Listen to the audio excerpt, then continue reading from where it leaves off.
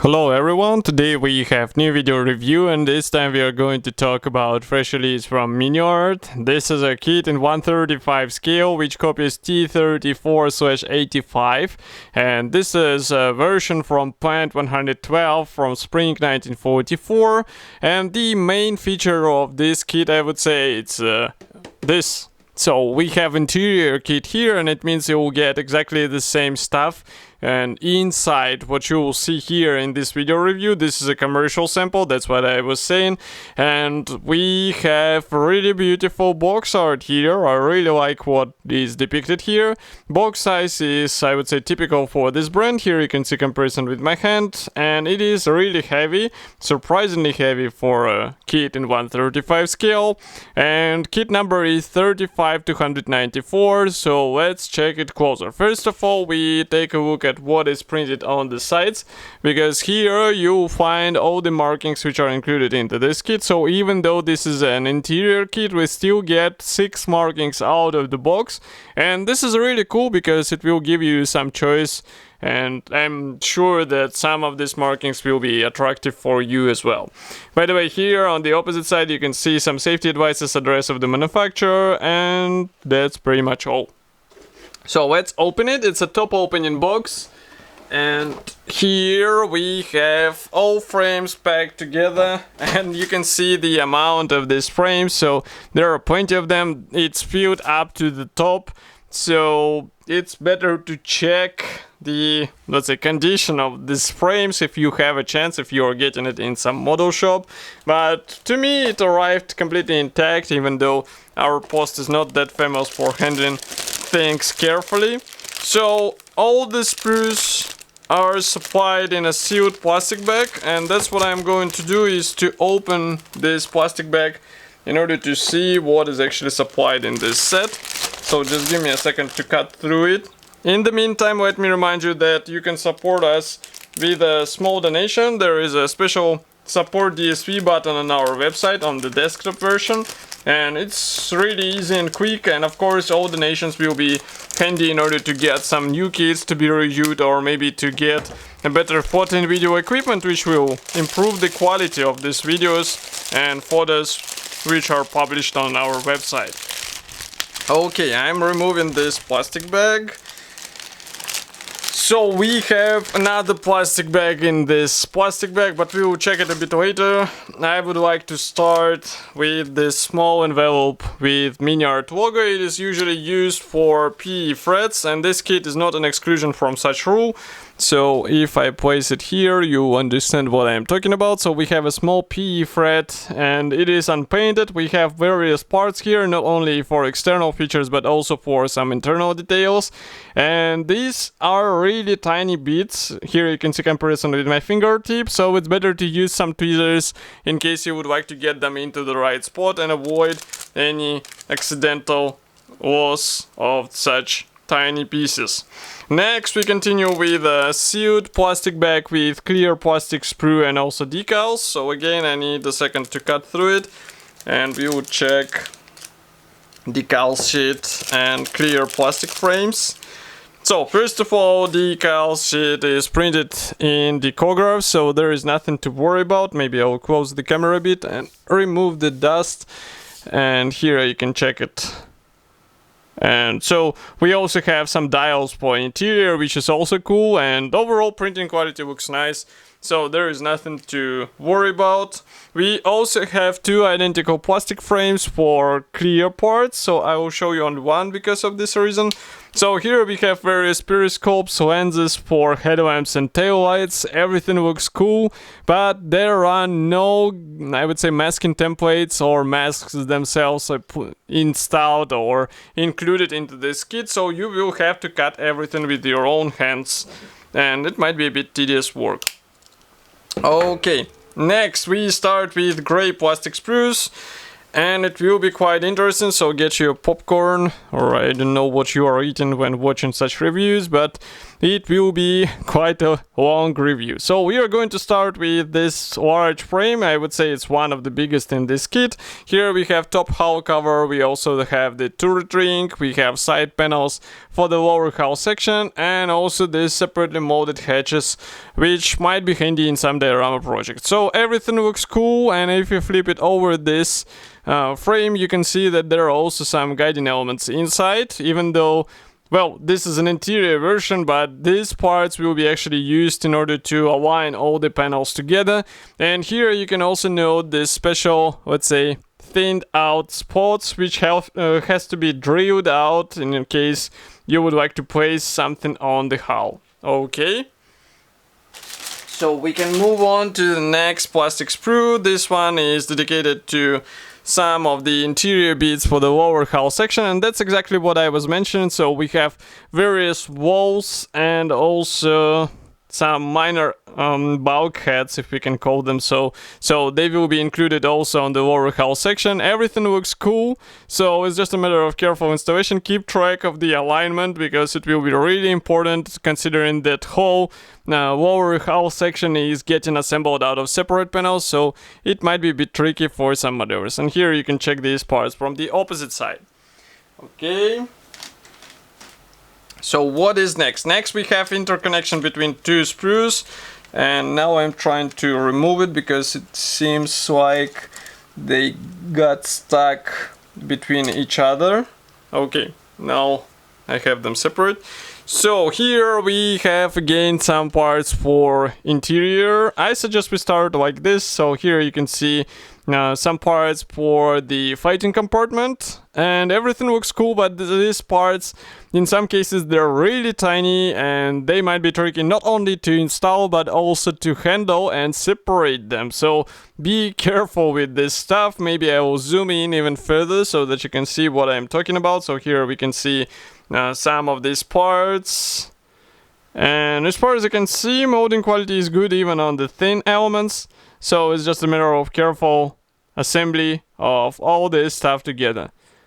And maybe you can apply some weathering on these parts. Here, for example, you can see some bits for the engine compartment and also for the main gun.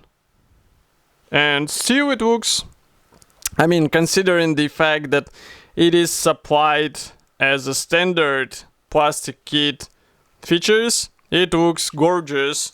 And it should be worth spending some time painting and weathering all this stuff. But that's not all, because we have one more large plastic sprue with hull panels. So here we have separate, let's say, minor panels. So for example, here you can see Geiss's plate, that's the rear armor plate. Here we have engine bay cover, and here we have another one cover for the engine compartment. Here we have lower panel for the lower hull section, we can call it floor panel. Note that escape hatch is molded separately. We also have separate wheel fenders, actually track fenders, I guess. And everything looks cool, but again, I remind you that all these panels should be installed separately, so it might be a bit tedious for some modelers. And we also have some pre-molded features on the lower hull section, so if I zoom in, you can understand what I'm talking about. We have various wires which are connected with control elements, so it would be more or less, I would say, natural looking, just like on the Rio tank. And it might be a good idea to add some weathering on the floor of this tank, because it wasn't pristine in the Rio tanks. And what is next? So next we start with impressive amount of small sprues, so be sure not to lose any of them. So for example, you can see here a pair of identical plastic frames. These ones are dedicated to storage boxes and various external features which will be applied on the main hull. And we can move to the next set of small sprues. But it's quite interesting that, for example, main gun is also supplied on the separate sprue. So here we have main barrel and also some internal parts which will go into the turret.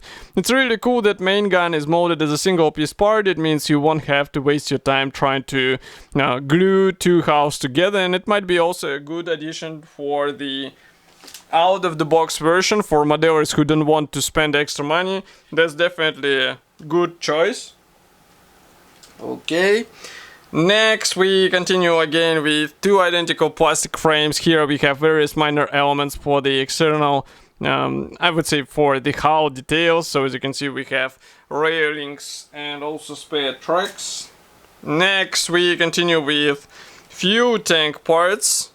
So again, they come on two identical plastic frames, and I would say their design is quite predictable. So we have two halves which should be enclosed from both sides, and we have these holders as a separate parts. Okay. So what is next? Next we continue with some parts for the external details. Nothing special in my opinion, so we can move on to the next plastic sprue. I'm just trying to filter through this sprue so that I can understand which sprues are identical, and it's not, let's say, I showed them already, or maybe it's worth showing them once, and which sprues are completely different and it's worth showing them one by one. So for example, this one, from what I can see right now, it is supplied as a single sprue of this type. Here we have parts for the machine gun, which will be installed in the front glacis panel, and also these air vents for the engine compartment. Okay.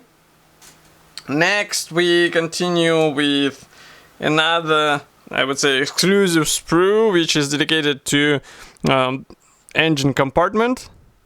Here we have also air filter. And as for the whole engine, in my opinion, this kit features a really beautiful copy of the power plant in T-34. So it should be a wise idea to spend a lot of time on the weathering and show it somehow on the model, because otherwise it would be a shame to hide it inside the tank. Here we continue with another pair of sprues. These ones are dedicated to exhausts, towing hooks, and also these loops for the towing cables. Of course, you will have to find metal wire by yourself, because it is not supplied in this kit. Okay. So what is also interesting here, just give me a moment. We have also separate panels for this storage box. Okay. And you can notice that, I mean, some sprues are really tiny, they feature only several parts, and that looks a bit weird in my opinion. Why not to mold all this stuff on one sprue? So for example, here we have parts for the radiator and also brakes. So they look nice, but again they're supplied on pair of sprues, so it would be a really important thing not to lose any of this, because otherwise you end up with a one part missing, for example. Next we continue with some few tank parts. Well, I think we actually saw this, so we'll skip them. And what is here? So these two are identical. Here we have some parts for the suspension. I guess these ones will be installed from inside, but again molding quality seems to be fine. Note this, for example, shock absorber. It looks quite beautiful, but it might be a bit tricky to paint, because this spring, it is molded together with the main part, and that's why it might be a bit tricky to get it more or less convincing appearance. Next we have also some parts for the suspension, so it means torsion bars. Here you can see them. Well, it's actually the ends of the torsion bars. As far as I remember, this T-34 does not have a movable suspension. And it's not such a great loss in my opinion, because who needs movable parts in such kit, and it's easy to achieve to move the necessary portion of the or section of the suspension just by cutting these attachment points. Next we continue with ammo rounds, so they will be also installed inside the tank. And yes, they are molded as a separate part, so you have to paint them one by one, but it also gives more freedom with various configurations, so let's say, of what you will place in your tank.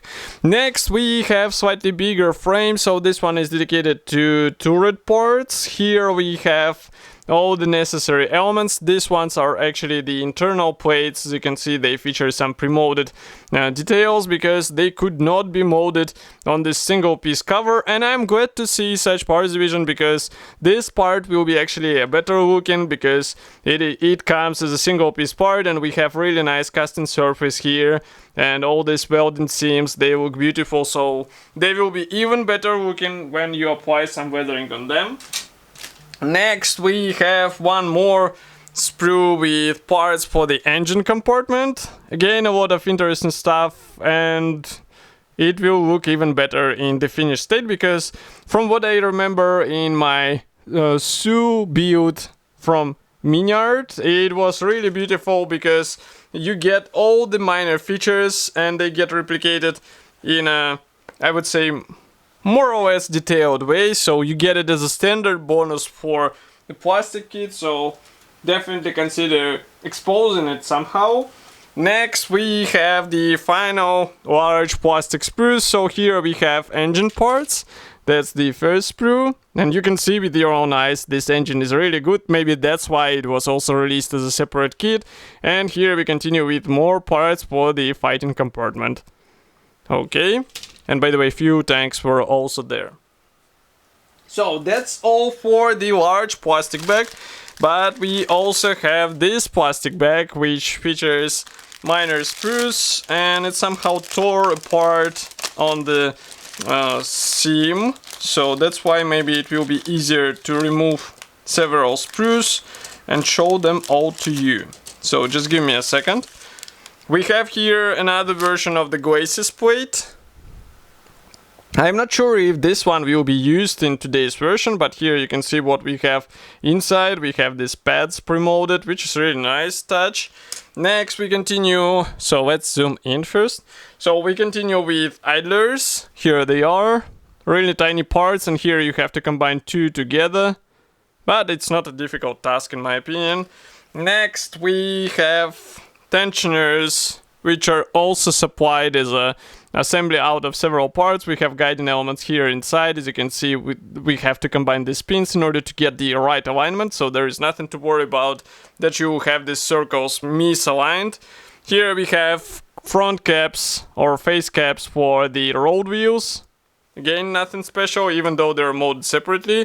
We have also separate, I would call it superstructure for the commander turret. All the hatch parts or hatch doors, they're molded separately, so you will be able to open them and maybe use it for your diorama project. As for the road wheels, these ones are supplied as a single piece parts. Maybe I'll bring them closer. So they're pre-molded together with a rubber section, so you have to be careful while painting this stuff. Maybe use some masks or round templates, and there are no templates included into this kit, so do not expect anything here. And we also have track parts. So there are two types of the track links, just like on the Rio tank. Surprise, surprise. Just give me a second to take it out. Okay, so what I'm talking about is this is the first type of the track. As you can see, we have really nice track links. There are some pre-molded custom features, and they're plain from the opposite side. And the next type is actually slightly different because here we have this, and if we flip it over, we have these teeth. So they will have to be combined one by one, and by the way, again, here we have some custom marks, which is really cool, and it might be handy in case you plan to do some weathering. Okay, and what is else supplied here is the large sprue with parts for the fighting compartment. Well, actually for the main ammo, and I will show it in a second. So here it is, it's slightly bigger or wider sprue. Here you can see that we have these ammo rounds interconnected between each other, so it will be easier to place them into the necessary position. And now we can move on to the assembly manual. So this one is supplied in form of large color printed brochure. Let's close the camera as much as we can. Zoom out. That's a typical format for Miniart. We have short list of the features. Again, 6 marking options are inside, that's why we have 2 marking guides here straight away.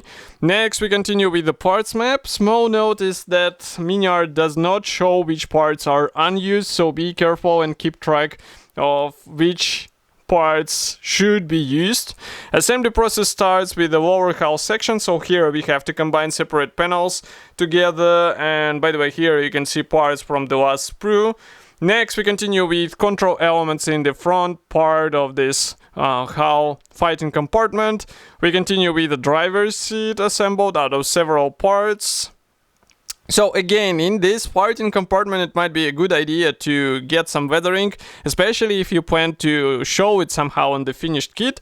Next, we continue with the side panels for the lower hull section. Here again, you have to combine a lot of parts together. Then we assemble the engine and gear box. Here's the engine assembly and also radiator you can see here. And by the way, note how the fan is getting assembled. There are several parts combined together. It's really beautiful assembly. And that's why I'm saying that it's worth investing your thoughts into thinking on how to expose all this stuff, because some modders getting angry that all this is hiding inside. So that's why you have to think how to show it. So here, by the way, you can see that separate parts are being used for the open or closed driver sketch, which is really interesting. Next, we continue with machine gun getting installed into the front glacis plate. So we assemble the top hull cover, which is more or less one piece, as you can see, with the turret ring, but still you have to add some panels for the engine compartment here, and also some suspension parts. Note that for this engine bay cover, you will have to use PE parts. There is no plastic version for this element. And next we continue with various minor features on the driver sketch. We install the spare tracks and fuel tanks, which are getting fixed in place with help of PE brackets. So again, some stuff to do. We have also option of placing some storage box on the rear part, but it's up to you whether you would like to have it on your tank. Here we continue with the towing cable, and also we install road wheels in place.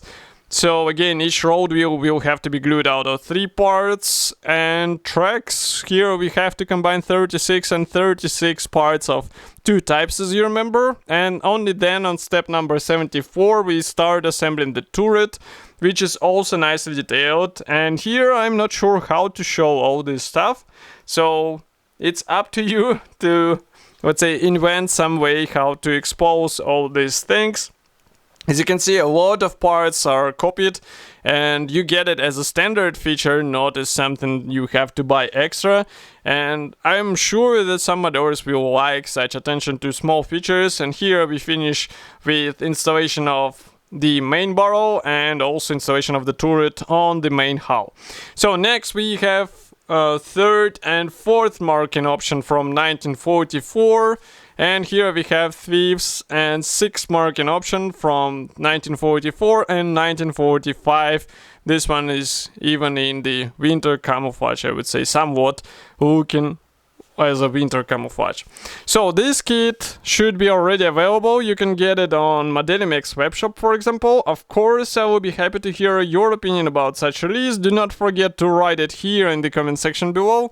If you like this video, press the like button, subscribe to our YouTube channel, and I will see you in the next video review as usual. Thank you for joining me today, and bye!